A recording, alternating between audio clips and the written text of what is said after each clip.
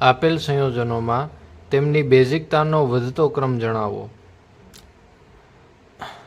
Nitrogen છે એના લીધે આ બધા સંયોજનની અંદર બેઝિકતા રહેલી છે, કારણ કે નાઇટ્રોજન પોતાના જે ઇલેક્ટ્રોન યુગ્મ હોય છે તેને દાન કરવાની ક્ષમતા ધરાવે છે, અને જે નાઇટ્રોજન છે એ સંયોજનની અંદર સૌથી વધારે પ્રમાણમાં, એટલે કે સૌથી ઇઝીલી જે ઇલેક્ટ્રોન ડોનેટ કરી શકતા હશે એની બેઝિકતા વધારે હશે.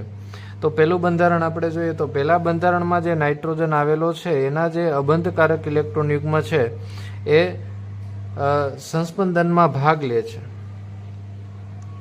સંયોજન 1 છે એના ઇલેક્ટ્રોન છે એ સંસ્પંદનમાં ભાગ લે છે, એટલે એ ઇલેક્ટ્રોન છે એ બિઝી થઈ ગયા છે. શેમાં બિઝી થઈ ગયા છે કે આ સંસ્પંદન, બેન્ઝીનની જે સંસ્પંદન રચના છે એની અંદર એ ઇન્વોલ્વ થયેલા છે, તેથી એ સરળતાથી પોતાના ઇલેક્ટ્રોન ગુમાવશે નહીં. બીજું બંધારણ આપણે જોવા જઈએ વિકલ્પ બીમાં, તો વિકલ્પ બી છે એમાં નાઇટ્રોજનના જે અબંધકારક ઇલેક્ટ્રોન યુગ્મ છે એ એરોમેટિકતા પૂર્ણ કરવામાં ભાગ લે છે.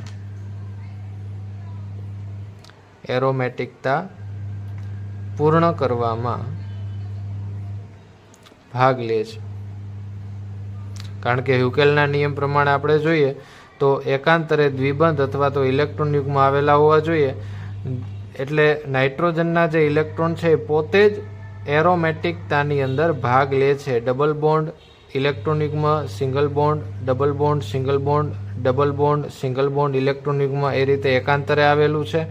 ત્યારબાદ હ્યુકેલના નિયમ પ્રમાણે ટોટલ 6 પાઈ ઇલેક્ટ્રોન થવા જોઈએ, તો 6 પાઈ ઇલેક્ટ્રોનમાં પણ નાઇટ્રોજનના ઇલેક્ટ્રોન ભાગ લે છે. એટલે આ જે બીજા નંબરનું બંધારણ છે એ તો આના કરતાં પણ વધારે બીજી છે, એટલે કે ઇલેક્ટ્રોન એના એ ડોનેટ કરી શકે તેમ નથી, કારણ કે જો ડોનેટ કરે તો એરોમેટિકતા જતી રહે અને સ્થાયીતા ઘટી જાય. વિકલ્પ સીની અંદર જોઈએ તો આ જે એમાઇન છે, નાઇટ્રોજન છે, તો એ 3 ડિગ્રી એમાઇન સંયોજન છે. ઓકે, કારણ કે નાઇટ્રોજન છે અન્ય 3 કાર્બન સાથે જોડાયેલો છે, અને ચોથું જે બંધારણ છે એમાં નાઇટ્રોજન છે 1 ડિગ્રી એમાઇન છે.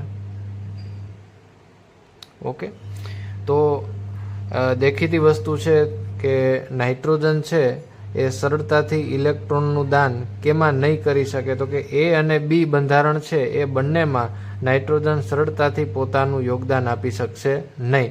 તો સૌથી વધારે બેઝિક તો સી અને ડીમાંથી આપણે નક્કી કરવાના રહ્યા, અને સી અને ડી છે એમાં સી છે 3 ડિગ્રી છે અને ડી છે 1 ડિગ્રી છે. તો એમાં બેઝિકતાનો ક્રમ કેવો છે તો એ આપણે શીખી લઈએ કે એમાઇનની બેઝિકતાનો ક્રમ, એમાઇનની બેઝિકતાનો ક્રમ, તો બેઝિકતાનો ક્રમ શું છે ભાઈ, તો કે 1 degree greater than 2 degree greater than 3 degree, એટલે કે 1 ડિગ્રી એમાઇન છે એ સૌથી વધારે બેઝિક હોય છે. એટલે વિકલ્પ ડી એટલે કે ચોથા નંબરનું બંધારણ છે એ ફર્સ્ટ નંબર ઉપર આવશે બેઝિકતામાં. ઓકે, ત્યાર પછી ત્રીજા નંબરનું બંધારણ 3 ડિગ્રી એમાઇન.